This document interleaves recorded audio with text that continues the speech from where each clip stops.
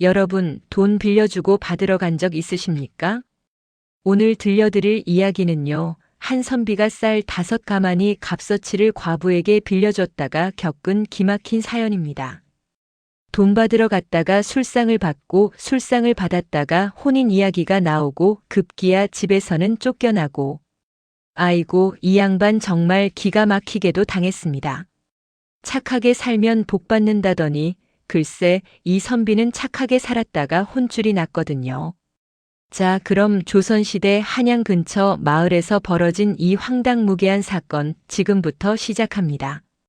때는 조선 중기 한양에서 사흘길 떨어진 작은 마을에 김선달이라는 선비가 살았습니다. 나이는 38, 과거에는 낙방했지만 동네에서 글방을 열어 아이들을 가르치며 살아가는 청빈한 양반이었지요. 김선달에게는 아내 박씨가 있었습니다. 살림은 넉넉지 못했지만 부부가 서로 의지하며 그럭저럭 살아가고 있었습니다. 박씨 부인은 바느질로 품을 팔아 집안 살림에 보태고 김선달은 글방에서 받는 얼마 안 되는 속수를 모아 근근히 생계를 이어갔거든요. 그런데 말입니다. 3년 전 어느 가을날이었습니다. 이웃에 사는 정씨 과부가 김선달을 찾아왔어요. 정씨 과부는 남편을 일찍 여의고 홀로 아들 하나를 키우며 살고 있었는데 그날따라 얼굴이 시퍼렇게 질려서는 눈물부터 뚝뚝 흘리는 겁니다. 선비님, 큰일 났습니다. 아들이 갑자기 병이 들어 알아눕는데 약값이 없어 이렇게 찾아왔습니다. 쌀 5가마니 값어치만 빌려주십시오. 내년 가을 추수하면 꼭 갚겠습니다. 정씨 과부의 애절한 목소리에 김선달의 마음이 흔들렸습니다. 이웃이 어려울 때 돕는 게 선비의 도리 아니겠습니까? 더구나 어린 자식이 아프다는데 외면할 수가 있어야지요. 김선달은 아내 박씨를 불렀습니다. 여보, 이웃이 급한 사정이 생겼소. 우리 쌀 5가마니 값어치를 빌려주면 어떻겠소? 박씨 부인이 눈을 동그랗게 뜨며 반대했습니다. 아니 영감, 우리도 형편이 넉넉지 못한데 그 큰 돈을 어찌 빌려줍니까? 혹시라도 못 받으면 어쩌려고요? 내년 추수 때 갚겠다고 하지 않소. 이웃이 어려울 때 돕는 게 인지상정 아니겠소? 그렇긴 하지만요. 박씨 부인은 못마땅했지만 남편의 고집을 꺾을 수가 없었습니다. 워낙 고지식한 양반이라 한번 마음먹으면 물러서지 않는 성미였거든요. 결국 김선달은 집에 모아둔 쌀을 팔아 은자 5냥을 마련해서 정씨 과부에게 건넸습니다. 요즘으로 치면 큰돈이지요. 한 집안이 넉 달은 먹고 살 수 있는 돈이었습니다. 정씨댁, 이 돈으로 아드님 병 고치시고 내년 가을이면 넉넉할 테니 그때 갚으면 돼요. 정씨 과부는 눈물을 뚝뚝 흘리며 절을 했습니다. 선비님의 은혜는 평생 잊지 않겠습니다. 꼭 갚겠습니다. 그렇게 첫 해 가을이 지나갔습니다. 정씨 과부는 돈을 갚지 않았습니다. 아직 추수가 시원찮아서 그러니 조금만 더 기다려 주십시오. 김선달은 고개를 끄덕였습니다. 농사가 안 됐다는데 어쩌겠습니까? 의리 있는 선비답게 한 해를 더 기다려주기로 했지요. 2번째 가을도 지나갔습니다. 여전히 정씨 과부는 돈을 갚지 않았습니다. 올해는 가뭄이 들어서 수확이 좋지 못했습니다. 내년에는 꼭 갚겠습니다. 김선달은 또 고개를 끄덕였습니다. 가뭄이라니 어쩔 수 없는 일이지요. 하늘이 하는 일인데 사람이 어찌하겠습니까? 그렇게 3번째 가을까지 흘러갔습니다. 이제 빌려준 지 꼬박 3년이 지났습니다. 그런데 이번에는 김선달 내 형편이 어려워졌어요. 글방에 다니던 아이들이 하나둘 줄어들고 박씨 부인이 바느질로 벌어오던 품삯도 줄어들었습니다. 게다가 김선달 자신도 몸이 좋지 않아 약값이 들어가기 시작했지요. 어느 날 저녁 박씨 부인이 입을 열었습니다. 영감, 이제 정씨댁한테 빌려준 돈 좀 받아야 하지 않겠습니까? 벌써 3년이나 지났잖아요. 허나 아직 형편이 어렵다는데 어찌. 아니 영감, 우리도 이젠 급해졌단 말입니다. 약값도 들어가고 쌀독은 바닥이 보이는데 언제까지 그렇게 착하게만 살 겁니까? 박 씨 부인의 목소리가 높아졌습니다. 워낙 참을성이 강한 부인이었는데 이제는 참다 못해 터져 나온 겁니다. 정시댁 집 앞을 지나다 봤더니 말입니다. 새로 담도 쌓고 기와도 얹었던데요. 그리고 마당에 과일나무도 심었더군요. 돈이 없어서 못 갚는다더니 그건 또 무슨 돈으로 한 겁니까? 김선달은 귀가 번쩍 뜨였습니다. 뭐라고? 담을 쌓고 기와를 얹었다고. 그렇습니다. 어제 보니까 장독대도 새로 들여놨더군요. 돈이 없다는 사람치고는 살림이 늘어나는 게 이상하지 않습니까? 김선달은 골똘히 생각에 잠겼습니다. 아내 말을 듣고 보니 뭔가 이상했습니다. 3년 동안 농사가 안 됐다고 하면서 집은 더 좋아졌다니 그게 말이 됩니까? 좋소. 내일 아침 정시댁에 가서 은근히 돈 이야기를 꺼내보겠소. 그래야지요. 이젠 받을 건 받아야 합니다. 우리도 먹고 살아야지 않겠어요?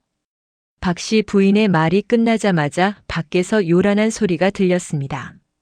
선비님, 선비님 계십니까? 이웃집 김찬봉 댁 머슴이 헐레벌떡 뛰어왔습니다. 무슨 일이요? 선비님 정시댁에서 큰 잔치를 벌인다고 합니다. 아드님이 서당 글공부를 마치고 한양 양반댁 서기로 들어간다나요? 마을 사람들이 다 모여 축하주를 마시고 있습니다. 김선달과 박 씨 부인은 서로 얼굴을 마주봤습니다. 둘 다 같은 생각이었습니다. 돈이 없다더니 잔치는 무슨 돈으로 벌이는 거지. 다음 날 아침 김선달은 정갈하게 옷을 차려입고 정시댁으로 향했습니다. 마음속으로는 여러 생각이 교차했지요. 혹시 아들이 벼슬길에 올라서 돈을 벌게 됐으니 이제 갚을 수 있는 게 아닐까? 그렇다면 다행이지. 가는 길에 마을 사람들을 만났습니다. 아, 김선비. 어디 가시오? 정시댁에 좀 다녀올 일이 있어서. 오, 그렇군. 어제 잔치 보셨소? 과부가 혼자 자식 키우더니 결국 제대로 됐구먼. 아들이 한양 양반댁에 들어갔다는데 이제 팔자 피겠소. 마을 사람들은 부러워하며 수군댔습니다. 김선달은 속으로 생각했지요. 그렇다면 빌려준 돈을 갚을 형편이 되었을 텐데. 정시댁 앞에 도착하니 과연 집이 말끔하게 단장되어 있었습니다. 새로 쌓은 돌담, 기와를 얹은 대문, 마당에는 복숭아 나무와 감나무가 파릇파릇 자라고 있었지요. 저기 정시댁 계시오? 김선달이 조심스럽게 목소리를 냈습니다. 아이고 선비님, 어쩐 일로 이렇게 찾아오셨습니까? 정씨 과부가 활짝 웃으며 대문을 열었습니다. 3년 전 눈물 흘리며 찾아왔던 그 모습과는 사뭇 달랐습니다. 얼굴에는 화색이 돌고 옷차림도 제법 반듯했지요. 아, 별일 아니고. 그저 인사나 드리려고. 김선달은 돈 이야기를 직접 꺼내기가 민망했습니다. 선비로서 돈 타령을 한다는 게 체면이 깎이는 일이라 생각했거든요. 어머 선비님, 그냥 가시면 섭섭하지 않겠습니까? 어제 잔치를 했는데 선비님께 소식도 못 드려 송구했습니다. 들어오셔서 차라도 한 잔 드시고 가십시오. 정씨 과부는 김선달의 팔을 잡아 끌다시피 하며 안채로 안내했습니다. 아니 괜찮소이다. 그냥. 아이고 무슨 말씀을. 선비님 덕분에 저희가 여기까지 왔는데 어찌 그냥 보내겠습니까? 은혜를 잊지 않고 있습니다. 정씨 과부의 말에 김선달은 마음이 조금 풀렸습니다. 아 그래. 은혜를 잊지 않는다니 이제 돈을 갚을 모양이구나. 안채로 들어가니 상다리가 휘어질 듯한 음식이 차려졌습니다. 어제 잔치에 쓰고 남은 음식이라고 했지만 그래도 푸짐하기 이를 데 없었지요. 선비님, 이건 어제 한양 반가에서 보내온 육포입니다. 아드님이 서기로 들어간 댁에서 말이죠. 이건 동태전이고 이건 약과입니다. 정씨 과부는 연신 음식을 권했습니다. 김선달은 손사래를 쳤지만 과부는 계속 음식을 떠서 앞에 놓았어요. 아드님이 서기로 들어갔다니 참 기쁘겠습니다. 예, 선비님. 다 선비님 덕분입니다. 그때 선비님께서 도와주시지 않았다면 아들 약값도 못 마련하고 목숨을 잃었을 겁니다. 정씨 과부는 눈시울을 붉혔습니다. 그 모습에 김선달은 마음이 또 약해졌어요. 아니요, 그건 이웃 간의 도리였을 뿐이요. 선비님은 너무 겸손하십니다. 저희 모자는 선비님의 은혜를 평생 잊지 못합니다. 그때였습니다.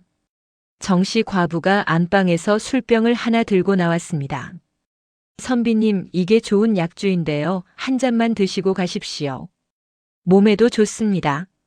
아니요. 낮술은 못 마시오. 그리고 집에 마님도 기다리고. 에이, 한 잔이 뭐가 대수입니까? 은인을 대접하는데 이 정도는 해야지요. 정씨 과부는 억지로 김선달 앞에 술잔을 놓고 술을 부었습니다. 향긋한 약주 냄새가 코를 찔렀어요. 정말 한 잔만 드시고 가십시오. 선비님께 제대로 감사를 표하고 싶습니다. 김선달은 난처했습니다. 거절하자니 과부의 체면이 상하고 마시자니 낮부터 술을 마시는 게 영 마땅치 않았거든요. 그럼 정그러시다면 한 잔만. 김선달은 작은 목소리로 대답했습니다. 그리고 술잔을 들어 단숨에 마셨지요. 좋습니다. 한 잔 더 드십시오. 정씨 과부는 연신술을 따랐습니다. 한 잔, 두 잔, 세 잔.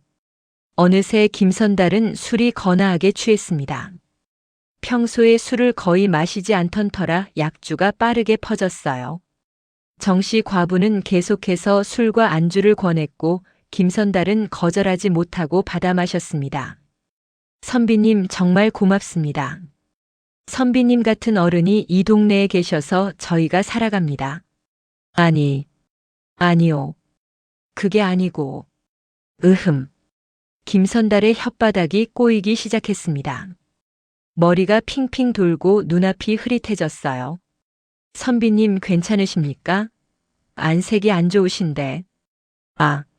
아니. 김선달은 더 이상 말을 잇지 못하고 상 위에 머리를 떨구었습니다. 세상이 빙글빙글 돌았고 귀에서는 웅웅 소리가 났지요. 아이고 선비님, 어쩌면 좋아요. 정씨 과부의 목소리가 아득히 들렸습니다. 그리고 그 다음은 김선달의 기억에서 깜깜하게 사라졌습니다. 김선달이 신음하며 눈을 떴습니다. 머리가 지끈지끈 아팠고 입안은 바싹 말랐어요. 여기가 어디지? 눈을 비비고 주위를 둘러보니 낯선 방이었습니다. 아니, 낯선 것만은 아니었어요. 정시댁 안방이었습니다. 헉! 김선달은 깜짝 놀라 벌떡 일어났습니다. 그런데 더 놀라운 것은 자신의 의관이 흐트러져 있다는 것이었어요. 도포끈은 풀어져 있고 갓은 벗겨져 있었습니다. 에이, 이게 어찌 된 일이오? 그때 방문이 스르륵 열리며 정씨 과부가 들어왔습니다. 그런데 과부의 모습도 예사롭지 않았어요. 머리는 풀어져 있고 옷매무새도 흐트러져 있었습니다. 아이고 선비님, 깨어나셨습니까? 정씨 과부가 수줍게 웃으며 다가왔습니다. 정시댁, 이게 대체 무슨 일이오? 왜 내가 여기에? 정씨 과부는 김선달 옆에 소곤소곤 다가 앉았습니다. 선비님, 어제 일을 기억 못하십니까? 어제? 내가 술을 마시고 그 다음이 선비님께서 술에 취하셔서는 저한테 그런 말씀을 무슨 말을? 김선달의 얼굴이 하얗게 질렸습니다. 정씨 과부는 눈을 내리깔며 수줍게 말했어요. 선비님께서 저를 흠모하신다고. 그리고 마님과는 사이가 좋지 않다고. 그래서 저를 후처로 드리고 싶다고. 뭐라고? 김선달은 벌떡 일어섰습니다. 머리가 쿵쾅거렸지만 정신이 번쩍 들었어요. 말도 안 되는 소리. 내가 그런 말을 했다고. 선비님, 정말 기억이 안 나십니까? 저를 껴안으시면서. 그럴 리가. 절대 그럴 리가 없소. 김선달은 손을 내저었습니다. 하지만 정씨 과부는 눈물을 글썽이며 말했어요. 선비님, 이미 일은 벌어졌습니다. 어제 선비님께서 제 방에서 주무셨고, 마을 사람들도 다 알고 있습니다. 마을 사람들이 안다고. 김선달의 얼굴이 사색이 되었습니다. 과부는 고개를 끄덕였어요. 예. 어제 저녁 늦게 마을 이장님과 김찬봉님이 들르셨는데 선비님께서 제 방에서 주무시는 걸 보셨습니다. 그건 술에 취해서 정신을 잃었을 뿐이요. 오해요, 오해. 하지만 선비님, 두 분 다 오해하시는 것 같던데요. 게다가 오늘 아침 일찍 장씨 안악내가 우물에 물 기르러 오다가 선비님 신발이 대문 밖에 놓인 걸 봤다고. 김선달은 머리를 쥐어뜯었습니다. 이건 뭔가 잘못 돌아가고 있었어요. 정시댁, 어제 일은 분명 오해요. 나는 술에 취해 정신을 잃었을 뿐이고. 오해라니요, 선비님. 선비님께서 분명히 저한테 후처로 맞고 싶다고 하셨는데. 정씨 과부는 눈물을 뚝뚝 흘렸습니다. 김선달은 당황해서 어쩔 줄을 몰랐어요. 아니, 그게 아니고. 나는 집에 가봐야겠소. 김선달은 허둥지둥 갓을 쓰고 도포를 여미며 밖으로 나왔습니다. 대문을 나서는데 마을 사람들이 수군수군 모여 있었습니다. 저기 김선비가 나온다. 아니, 정말 과부 댁에서 밤을 샌 게로구나. 그러게 말이다. 청렴하다더니 결국 과부 치마폭에 넘어갔네. 마을 사람들의 수군거림이 김선달의 귀에 박혔습니다. 김선달은 얼굴이 화끈거렸어요. 여러분, 이건 오해입니다. 내가 술에 취해서. 오해? 하하. 술에 취하면 다 용서되나? 김선비, 당신 마님은 알고 계시오? 마을 사람들의 말에 김선달은 가슴이 철렁했습니다. 아내 박씨, 이 일을 알면 난리가 날 게 뻔했어요. 여러분 정말 오해입니다. 나는 그저. 김선달이 해명하려는데 뒤에서 정씨 과부가 나왔습니다. 선비님, 가시면 안 됩니다. 우리 이야기를 끝내야 하지 않겠습니까? 정씨 과부의 목소리에 마을 사람들은 더욱 수군댔습니다. 봐라, 과부가 저렇게 매달리잖아. 이거 완전히 된 거로구만. 김선달은 정신없이 집으로 달려갔습니다. 온 동네가 수군대는 소리가 귀에서 맴돌았어요. 여보, 내가 왔소. 집 대문을 두드렸지만 아무 대답이 없었습니다. 여보, 박씨, 문 좀 열어주시오. 한참을 두드리자 안에서 아내의 목소리가 들렸습니다. 누구시오? 여기는 과부 집이니 남정네는 들어올 수 없습니다. 여보, 나요? 나, 오해요. 다 오해란 말이오. 오해?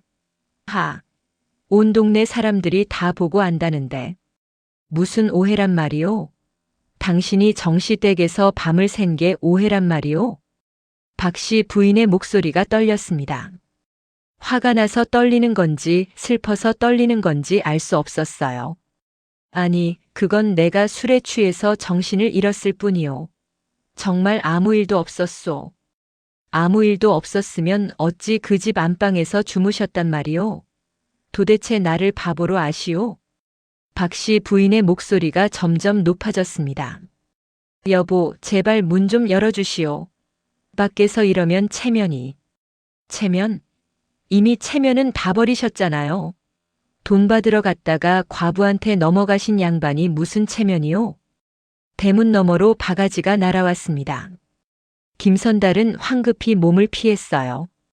당신 같은 파렴치한하고는 한 지붕 밑에서 못 살겠소. 돌아가시오. 정씨 댁으로 가시란 말이오. 여보, 제발 말을 들어보시오. 김선달은 애원했지만 소용없었습니다. 대문은 꽁꽁 잠겨 있었고 아내는 더 이상 대답하지 않았어요. 담 너머로 훌쩍훌쩍 우는 소리만 들렸습니다. 김선달은 가슴이 찢어지는 것 같았어요. 여보. 그때 옆집 담 너머로 이웃집 할멈의 목소리가 들렸습니다. 김선비 일이 이렇게 됐으니 그냥 정시댁으로 가시지 그래요? 과부도 젊고 살림도 늘었다던데 나쁘지 않잖아요. 아니요. 이건 오해란 말이요. 김선달은 어디로 가야 할지 몰랐습니다. 집에는 들어갈 수 없고 그렇다고 다른 데 갈 곳도 없었어요. 결국 글방으로 향했습니다. 적어도 거기서 하룻밤을 지낼 수는 있을 테니까요. 글방에 도착하니 아이들 부모들이 모여 있었습니다. 무슨 일이시오? 김선달이 조심스럽게 물었습니다. 그러자 한 아이 아버지가 앞으로 나섰어요. 김선비 미안하지만 우리 아이는 이제 여기 글방에 보낼 수 없겠소. 네? 그게 무슨?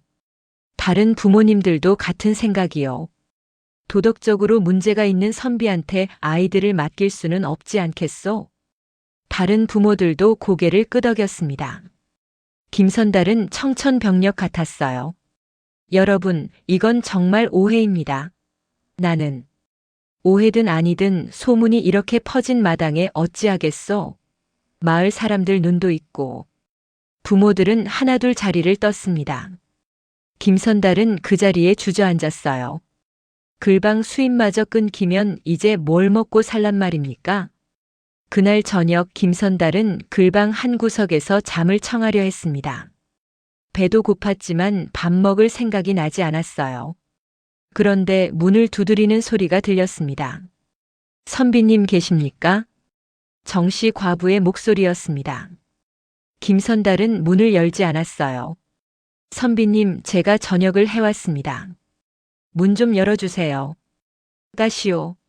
나는 당신을 볼 면목이 없소. 선비님, 모두 제 잘못입니다. 선비님을 곤경에 빠뜨릴 생각은 아니었는데 정씨 과부의 목소리가 슬퍼 들렸습니다. 하지만 김선달은 문을 열지 않았어요. 제발 가주시오. 이 이상 내 인생을 망치지 마시오. 선비님. 하지만 이미 소문이 퍼졌고 선비님께서 책임을 지셔야. 책임? 무슨 책임? 나는 아무 잘못도 하지 않았소. 김선달의 목소리가 떨렸습니다. 정씨 과부는 한동안 문 밖에 서 있다가 결국 돌아갔어요. 다음 날 아침 김선달은 결심했습니다. 이대로 있을 수는 없었어요. 억울함을 풀어야 했습니다. 마을에서 가장 존경받는 박원로 댁을 찾아갔습니다. 박원로는 80평생을 정직하게 살아온 어른으로 마을의 크고 작은 일을 중재하는 분이었지요. 원로님, 소인이 억울한 일을 당했습니다. 김선달은 무릎을 꿇고 사정을 설명했습니다. 술에 취해 정신을 잃었던 일 깨어나 보니 정씨댁 안방에 있었던 일, 기억이 전혀 나지 않는다는 것까지 모두 말했어요. 박원로는 긴 담뱃대를 빨며 조용히 들었습니다. 그래서 자네는 아무 일도 없었다고 주장하는 거로구만. 예, 원로님. 정말 아무 일도 없었습니다. 술에 취해 기억을 잃었을 뿐입니다. 하지만 마을 사람들이 자네가 정씨댁 안방에 있는 걸 봤다지 않나?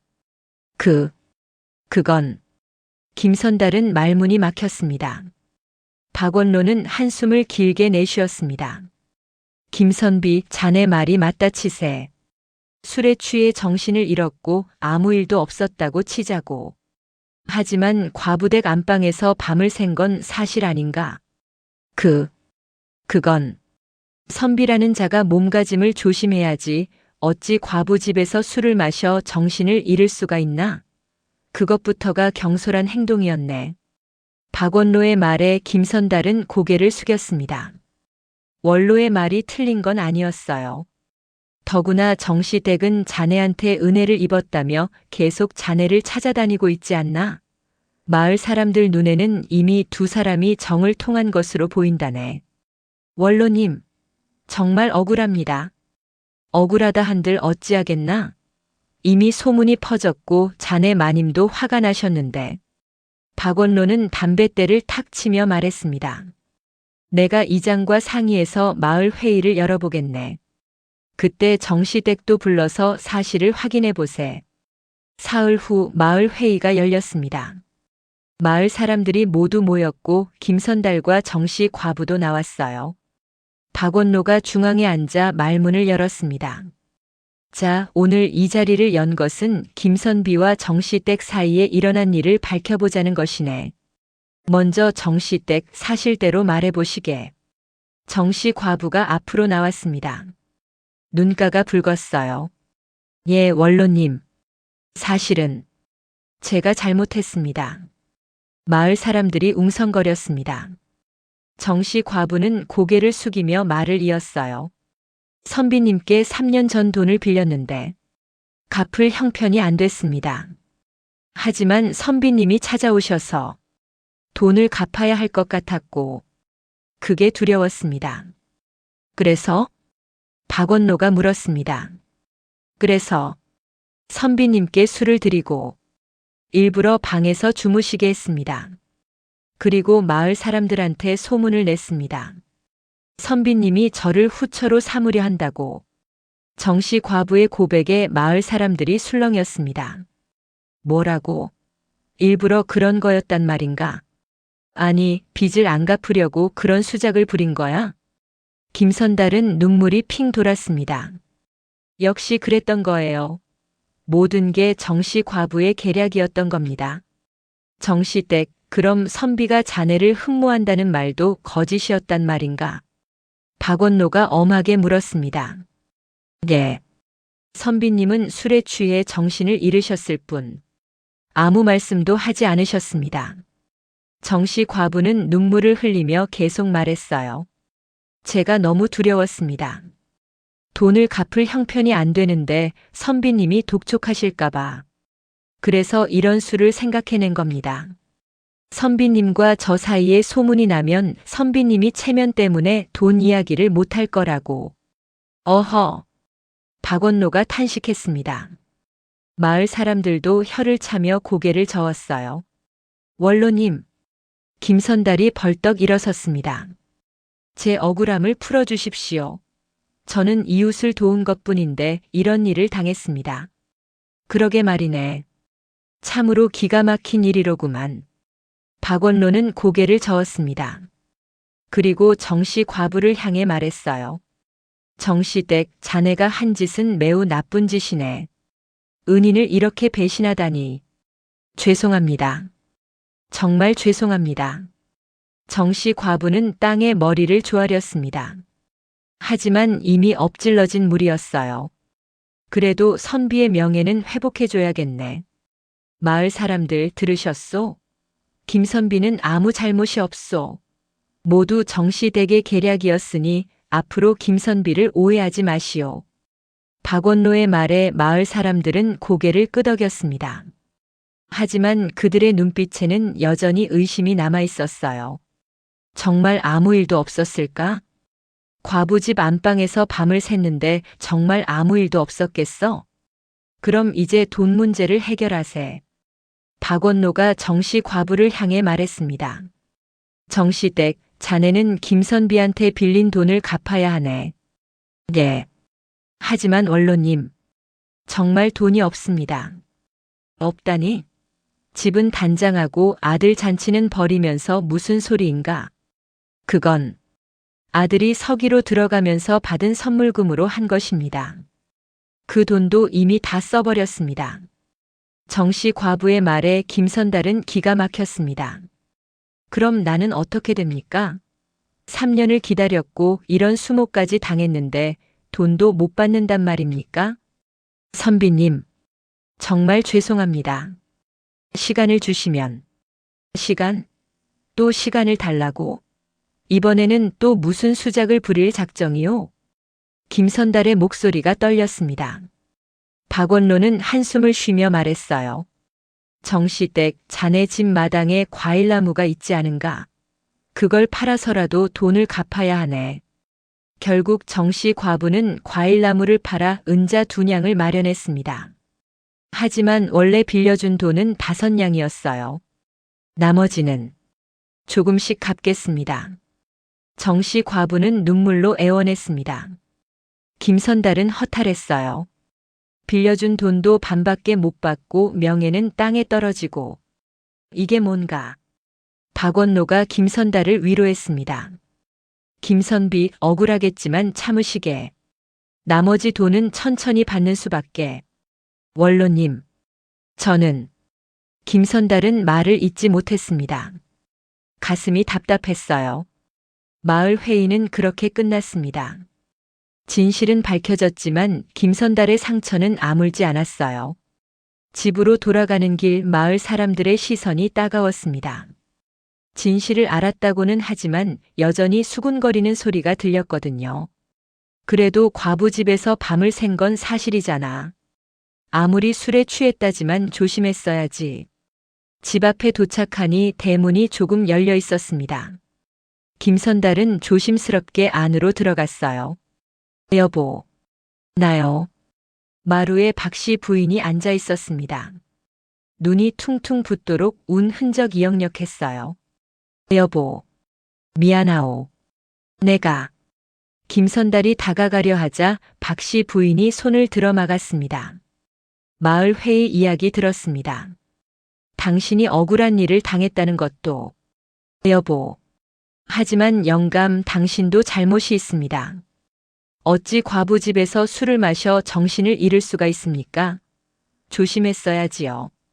박씨 부인의 목소리에는 원망이 섞여 있었습니다. 정말 미안하오. 내가 경솔했소. 하지만 정말 아무 일도. 알고 있습니다. 하지만 영감, 동네 사람들 입에 오르내린 제 마음은 아십니까? 저도 창피하고 억울했습니다. 박씨 부인이 다시 눈물을 흘렸습니다. 이번 일로 우리가 잃은 게 뭔지 아십니까? 박씨 부인이 물었습니다. 글방 수입도 끊겼고 빌려준 돈은 반밖에 못 받았고 동네 사람들 사이에서 체면도 깎였습니다. 그리고 박씨 부인은 말을 멈췄습니다. 그리고 부부간의 신뢰도 금이 갔습니다. 김선달은 고개를 숙였습니다. 아내 말이 맞았어요. 이번 일로 잃은 게 너무 많았습니다. 여보, 정말 미안하오. 내가 더 조심했어야 했소. 선비라는 자가 몸가짐을 바르게 하지 못해 이런 일을 당했으니 이제 와서 후회해도 소용없습니다. 영감, 앞으로는 정말 조심하셔야 합니다. 이번 일로 저도 많이 배웠습니다. 무엇을? 돈을 빌려줄 때는 반드시 각서를 받아야 한다는 것, 그리고 아무리 이웃이라도 선을 지켜야 한다는 것을요. 박씨 부인의 말에 김선달은 고개를 끄덕였습니다. 그날 이후 3달 동안 김선달은 집에서 제대로 대접을 받지 못했습니다. 밥상은 나왔지만 차는 덩그러니 김치 한 접시뿐이었고 박씨 부인은 말을 거의 하지 않았어요. 여보, 국은 없습니다. 형편이 어려워서 국 끓일 여유가 없어요. 차가운 대답뿐이었습니다. 김선달은 숟가락을 들었다 놓았다를 반복하다가 그냥 밥만 먹었어요. 밤에도 사정은 마찬가지였습니다. 박씨 부인은 방 한쪽 구석에 이불을 깔고 등을 돌리고 누웠지요. 여보, 주무십시오. 피곤합니다. 김선달은 한숨만 내쉬었습니다. 글방도 다시 열 수 없었습니다. 부모들이 아이들을 보내지 않으니까요. 마을 사람들은 여전히 김선달을 보면 수군거렸습니다. 저 선비 불쌍하긴 하지만 그래도 조심했어야지. 맞아, 과부 집에 혼자 들어간 것부터가 잘못이지. 계절이 바뀌어 겨울이 왔습니다. 김선달은 마을 원로댁을 다시 찾아가 일자리를 얻었습니다. 원로댁 서구를 정리하고 책을 베끼는 일이었지요. 푼돈이었지만 없는 것보다는 나았습니다. 어느 날 저녁 일을 마치고 집으로 돌아오는 길에 김선달은 하늘을 올려다봤습니다. 착하게 살면 복 받는다더니 나는 착하게 살았다가 이 꼴이 됐구나. 하지만 곰곰이 생각해보니 자신에게도 잘못이 있었습니다. 돈을 빌려줄 때 각서를 받지 않은 것, 과부 집에서 술을 마신 것, 주변을 경계하지 않은 것. 김선달은 한숨을 쉬었습니다. 집에 도착하니 박씨 부인이 저녁상을 차리고 있었습니다. 오늘은 국도 있고 나물도 있었어요. 여보, 오늘은 반찬이 추석 때 친정에서 보내온 것들입니다. 드시겠어요? 박씨 부인의 목소리에 조금 온기가 돌았습니다. 석 달 만에 처음이었어요. 김선달은 조심스럽게 자리에 앉았습니다. 여보, 그동안 고생이 많았소. 고생은요. 영감이 더 고생하셨겠지요. 박씨 부인도 자리에 앉았습니다. 두 사람은 마주보며 밥을 먹었어요. 영감, 오늘 마을 이장님 댁에 갔더니 내년 봄부터 다시 글방을 열어도 좋을 것 같다고 하시더군요. 정말이요? 김선달의 얼굴이 밝아졌습니다. 예. 이장님께서 마을 사람들을 설득하셨나 봅니다. 시간이 지나면서 사람들도 이해하게 됐다고. 고맙구나. 정말 고마운 일이요. 김선달은 눈시울이 붉어졌습니다. 박씨 부인도 눈을 붉혔어요. 영감, 우리 앞으로는 정말 조심하며 삽시다. 착하게 사는 것도 중요하지만 지혜롭게 사는 것도 중요합니다. 그렇소. 이번 일로 많은 걸 배웠소. 두 사람은 서로를 바라보며 미소 지었습니다. 오랜만에 평화로운 저녁이었어요. 여러분, 오늘 이야기 어떠셨습니까? 김선비는 이웃을 도우려다가 큰 낭패를 봤습니다. 돈도 제대로 못 받고 명예도 실추되고 부부 사이도 멀어졌지요. 하지만 이 이야기에서 우리가 배워야 할 교훈이 있습니다. 첫째, 돈 거래는 반드시 문서로 남겨야 합니다. 아무리 친한 사이, 이웃 사이라 해도 각서는 받아두는 게 좋습니다. 둘째, 이성 간에는 반드시 선을 지켜야 합니다. 아무리 순수한 마음이라도 오해받을 행동은 삼가야 하지요. 셋째, 선의도 지혜롭게 베풀어야 합니다. 무턱대고 돕다가는 김선비처럼 오히려 손해를 볼 수 있습니다. 넷째, 부부간의 신뢰가 가장 중요합니다. 어떤 일이 있어도 부부가 서로 믿고 의지해야 난관을 헤쳐나갈 수 있습니다. 마지막으로 착하게 사는 것도 좋지만 세상을 살아가려면 지혜도 필요합니다. 순박함만으로는 이 험한 세상을 살아갈 수 없거든요. 김선비는 힘든 시간을 보냈지만 결국 아내와 화해하고 다시 글방을 열게 됐습니다. 시간이 약이라고 상처는 아물고 일상은 돌아왔지요. 여러분도 살다 보면 억울한 일, 답답한 일 많이 겪으실 겁니다. 하지만 포기하지 마십시오. 시간이 지나면 다시 좋은 날이 옵니다. 오늘 이야기가 여러분께 작은 위로와 교훈이 되었기를 바랍니다. 이 이야기가 재미있으셨다면 구독 버튼과 좋아요 버튼을 눌러주세요. 여러분의 작은 손길이 저에게 큰 힘이 됩니다. 그리고 알림 설정까지 해두시면 새로운 이야기가 올라올 때마다 가장 먼저 들으실 수 있습니다. 댓글로 여러분의 생각도 들려주세요. 혹시 비슷한 경험이 있으시다면 그 이야기도 나눠주시면 감사하겠습니다. 여러분, 오늘도 건강하시고 행복한 하루 보내세요. 다음 이야기에서 또 만나 뵙겠습니다.